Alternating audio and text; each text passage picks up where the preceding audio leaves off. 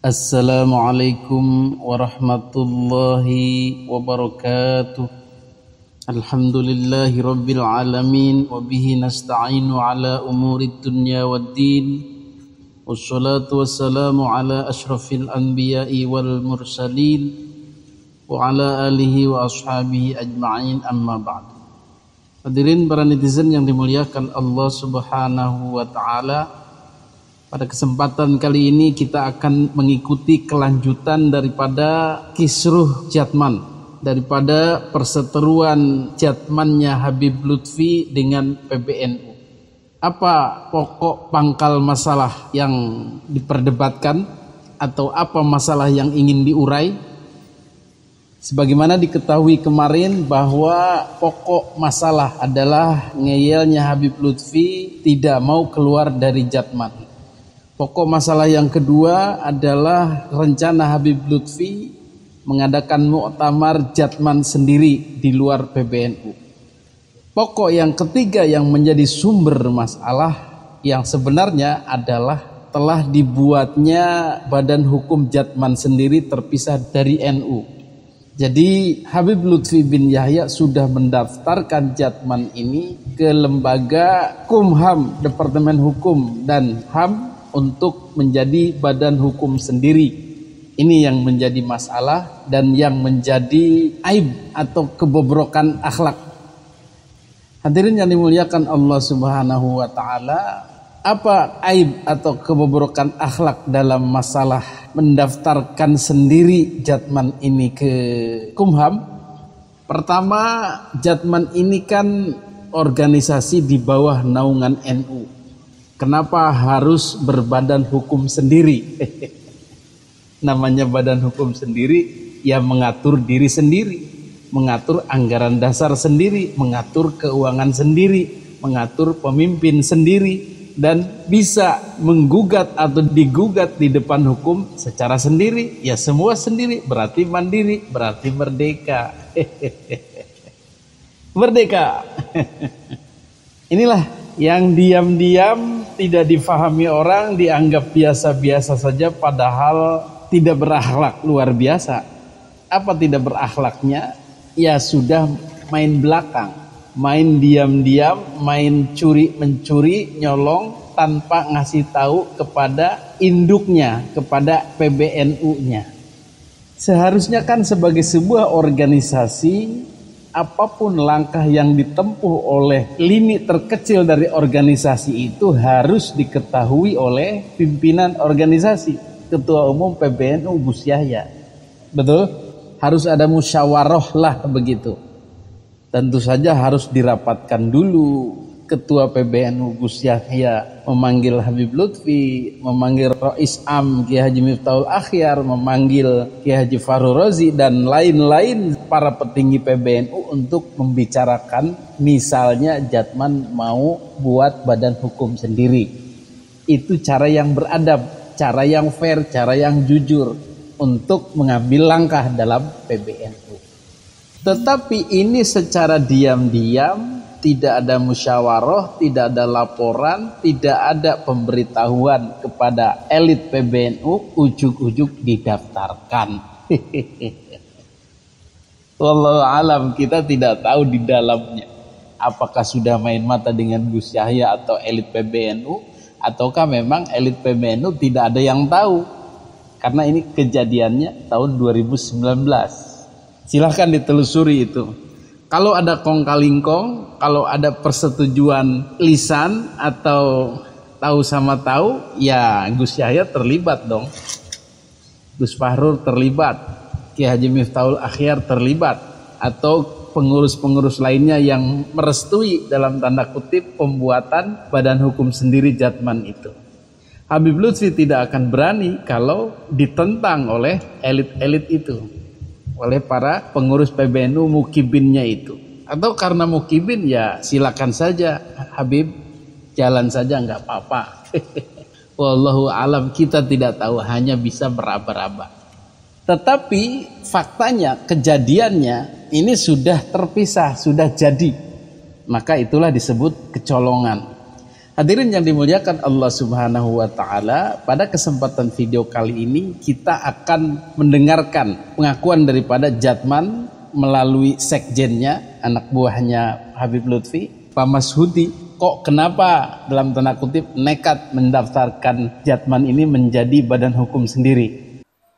Betul bahwasanya Jatman Jamiyatul Thariqah Al-Mu'tabar An-Nahdiyah periode 2018 sampai dengan sekarang ini memiliki surat keputusan Menteri Hukum dan HAM Republik Indonesia. Kita punya nomor AHU 00.241.AH.01.07 tahun 2019. Jadi Badan Hukum di lingkungan Pengurus Besar Nahdlatul Ulama dapat memiliki badan hukum sendiri. Namun hal ini harus sesuai dengan ketentuan yang ada di dalam peraturan dasar dan anggaran rumah tangga dan peraturan perkumpulan PBNU serta peraturan perundangan yang berlaku di Indonesia tentunya.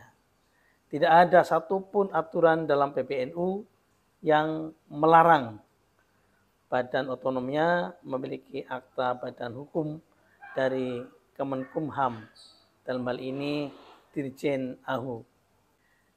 Saya tahu, kita menyadari bahwasanya desakan dari muhibbin muridin, mengingat banyaknya di antara mereka yang ingin berjariah, ingin mewakafkan tanahnya atau barang-barang yang lain untuk kemaslahatan umat, harus direspon positif oleh Idarah Aliyah Jamiyatul Thariqah Al-Mu'tabar An-Nahdiyah. Betul. Yang pada akhirnya Idarah Syu'biyah, Idarah Wusta juga banyak memanfaatkan akte notaris tersebut untuk mengamankan harta kekayaannya, aset-asetnya Jamiyah tersebut agar tidak disalahgunakan, tidak pindah tangan. Baik. Dengan hadirnya akte notaris tersebut, Jamiyatul Thariqah Al-Mu'tabar An-Nahdiyah tentunya hadir melayani kebutuhan kita bersama, kebutuhan umat di tingkat idarah masing-masing. Baik. Yang wusto ya wusto, yang syu'biyah, yang husniyah, yang sa'afiyah. Alhamdulillah. Dengan demikian, meskipun badan otonom dapat memiliki badan hukum sendiri, tetap ada ketentuan dan persyaratan yang harus dipenuhi agar sesuai dengan aturan internal Pengurus Besar Nahdlatul Ulama dan hukum yang berlaku di Indonesia. Dan ini Jatman sudah memenuhi itu, Kang. Alhamdulillah. Ya, sudah persyaratnya sudah terpenuhi. Jadi dengan diterbitkannya SK Badan Hukum dari Dirjen AHU Kemenkumham oleh Badan Otonom Pengurus Besar Nahdlatul Ulama, tidak berarti badan otonom tersebut telah lepas atau keluar dari perangkat Pengurus Besar Nahdlatul Ulama sepanjang 4 hal sebagaimana tersebut di atas tadi tidak dilanggar oleh oleh Banom PBNU tersebut, Kang. Baik, oleh Jatman ya. Ya. Siap. Di antara badan otonom PBNU tentunya ada di sana beberapa yang telah memiliki SK badan hukum yang tujuannya yang utama pokoknya biasanya agar dapat mengakses bantuan dana atau kegiatan dari pihak pemerintah atau pihak swasta yang biasanya mempersyaratkan harus berbadan hukum. Badan hukum mandiri ya. Nah, Jatman misalnya pada tahun 2019 telah memiliki SK badan hukum dari Kemenkumham Republik Indonesia. Siap. Tidak bermaksud untuk keluar dari organ Pengurus Besar Nahdlatul Ulama, tetapi ada beberapa alasan yang mendasar. Misalnya untuk memenuhi syarat menjadi badan hukum penerima wakaf. Baik. Melayani kebutuhan idarah wusta, idarah syu'biyah, idarah husniyah, sa'afiyah yang akan berkontribusi pada jam'iyah dengan mengadakan kerjasama tentu saja bersama dengan berbagai pihak yang mempersyaratkan adanya akte badan hukum tersebut. Tentunya dalam rangka pendirian kantor misalnya, ya. Ini penting sekali Kang, memiliki badan hukum akte notaris ini. Dan itu senyatanya sudah dimanfaatkan. Jadi alhamdulillah Jatman juga membutuhkan dan punya badan hukum tersebut. Baik, kalau demikian jelaslah bahwa keberadaan badan hukum itu yang dimiliki oleh Jatman bukan dalam arti keluar dari PBNU. Bukan sama sekali. Tetapi itu merupakan satu kesatuan, hanya saja dalam rangka untuk memiliki mengamankan aset. Mengamankan aset dan kebutuhan-kebutuhan lainnya yang harus dipenuhi oleh Jatman itu sendiri. Karena tidak mungkin kita ada sebuah aset misalkan lahan, permohonan bantuan. Tentu saja para pihak harus berterima kasih dengan hal kondisi semacam ini. Itu aja Kang. Nah, sudah jelaskan alasan-alasannya. Alasan-alasannya diantaranya untuk mengamankan aset. Jadi aset Jatman ini tidak boleh lari kepada NU, harus terpisah. Karena orang hanya mau menyumbang Jatman, bukan NU.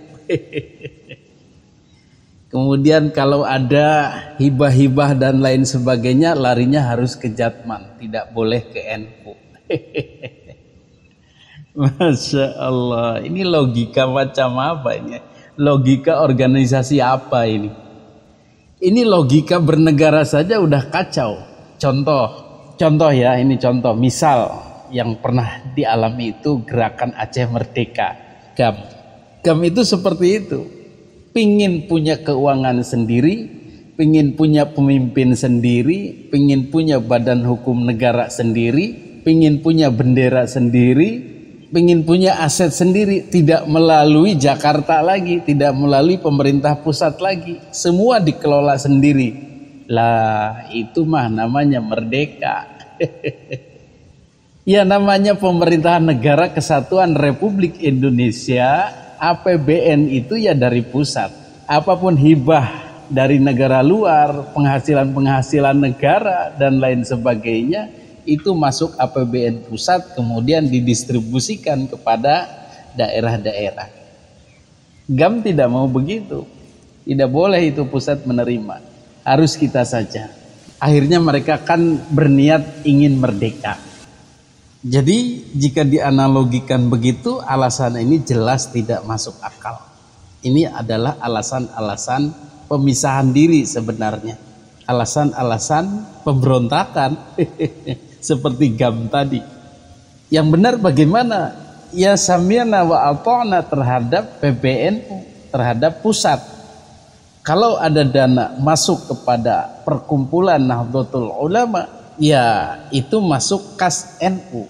Dan kemudian NU akan mengalokasikannya kepada banom-banomnya.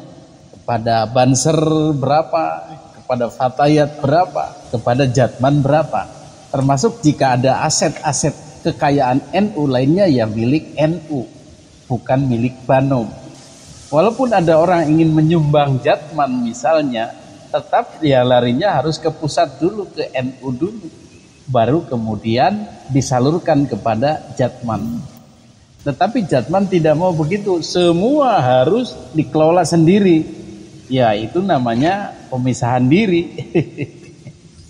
Jadi penjelasan Sekjen Jatman, anak buahnya Habib Lutfi bin Yahya, yaitu beliau Pak Mashudi, tetap tidak bisa. Hadirin yang dimuliakan Allah Subhanahu wa Ta'ala. Jadi perlu diingat kembali tadi itu Habib Lutfi bin Yahya dan rekan-rekan mendaftarkan Jatman sebagai badan hukum sendiri tanpa melalui proses musyawarah dengan PBNU, tanpa lapor kepada PBNU, tanpa diketahui Ketua Umum PBNU Gus Yahya dan Rois Amnya Kiai Haji Miftahul Akhyar. Itu yang bisa kita simpulkan. Jadi nyolong-nyolong lah sepertinya. Kenapa? Karena PBNU tahunya hanya sekarang. Udah berselang 2019, 2020, 2021, 22, 23, 24. Udah 5 tahun loh. Loh, masa tidak diketahui diam-diam baik? Apa hanya karena ada polemik nasab baru diketahui? Apa mesti harus ada Ki Haji Imaduddin dulu baru diketahui ini keburukan-keburukan ini? Hadirin yang dimuliakan Allah Subhanahu wa taala, bagaimana nasi yang sudah menjadi bubur ini? Apakah bisa diolah kembali, direstorasi kembali? Menurut yang dipublish oleh KBN Nusantara, ini ada jawaban atau penjelasan dari pakar hukum atau praktisi hukum Bapak Nanang Sugiri, sarjana hukum. Beliau menyatakan bahwa proses pembuatan badan hukum Jatman sendiri ini adalah melanggar hukum secara tata hukum, anggaran dasar NU pasal 1, dan menurut tertib organisasi. Apa masalahnya? Karena pengajuan badan hukum Banom-Banom di NU itu harus mendapatkan persetujuan dari PBNU, persetujuan dari pusat. Kalau tanpa persetujuan, ya tidak bisa. Walaupun tidak dituliskan aturannya, artinya tidak boleh mendaftarkan badan hukum sendiri, karena itu sudah logis. Kalau mendaftarkan badan hukum sendiri, ya berarti memisahkan diri. Jadi walaupun tidak ditulis, kalau mau mendaftarkan badan hukum sendiri, ya harus lapor. Ini tidak lapor masalahnya. Kemudian yang kedua, Banom adalah di bawah naungan PBN. Jadi statusnya adalah di bawah, bawahan, sub. Maka dia tidak bisa berbadan hukum sendiri. Kenapa? Karena kalau dia berbadan hukum sendiri, maka statusnya menjadi sama. Bukan bawahan lagi, bukan sub lagi, bukan di bawah kontrol lagi, tetapi sudah sederajat, sama-sama sebuah organisasi. Jadi akan menjadi sama-sama sebuah organisasi yang setara, bisa saling menggugat. Jatman adalah bagian daripada Badan Otonomnya Nahdlatul Ulama. Bolehkah Jatman itu mengajukan permohonan kepada Kementerian Hukum dan HAM pengajuan mengenai pengesahan badan hukum? Walaupun tidak ada larangan berkaitan dengan prinsip formil, maka ketika tidak ada larangan tidak boleh dilaksanakan dan tidak boleh dikerjakan kecuali dengan seizin dan sepersetujuan daripada pengurus pusat, pengurus besar Nahdlatul Ulama. Artinya secara hukum Nahdlatul Ulama itu sudah terdaftar sebagai badan hukum perkumpulan. Kalau badan otonomnya Nahdlatul Ulama kok mengajukan badan hukum, maka secara kedudukan hukumnya adalah setara dengan Nahdlatul Ulama itu sendiri. Kecuali ada persetujuan dari pengurus besar Nahdlatul Ulama.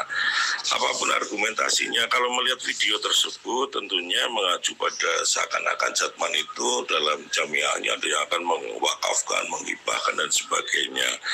Di dalam anggaran dasar Nahdlatul Ulama, tadi saya juga sudah menyampaikan bahwa Nahdlatul Ulama juga ada lembaga yang khusus menaungi bidang wakaf. Pertanyaan begini, apakah wakaf itu bisa diberikan kepada Ansor, wakaf bisa diberikan kepada Muslimat, wakaf bisa diberikan kepada Fatayat?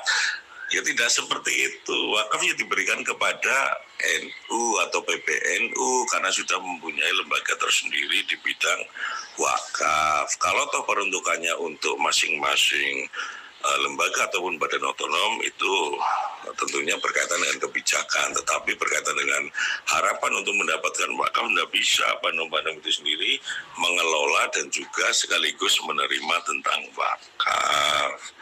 Berbicara mengenai badan hukum yang dimaksud oleh dalam video YouTube itu tentunya sangat bertentangan dengan anggaran dasar dan anggaran rumah tangganya Nahdlatul Ulama. Secara organisasi NU adalah dirugikan, jelas sangat dirugikan. Maka ketika Kementerian Hukum dan HAM menerbitkan keputusan SK pengesahan badan hukum bisa dianulir atau dibatalkan selagi ada keberatan ataupun permohonan untuk dibatalkan dari PBNU. Itu seperti itu.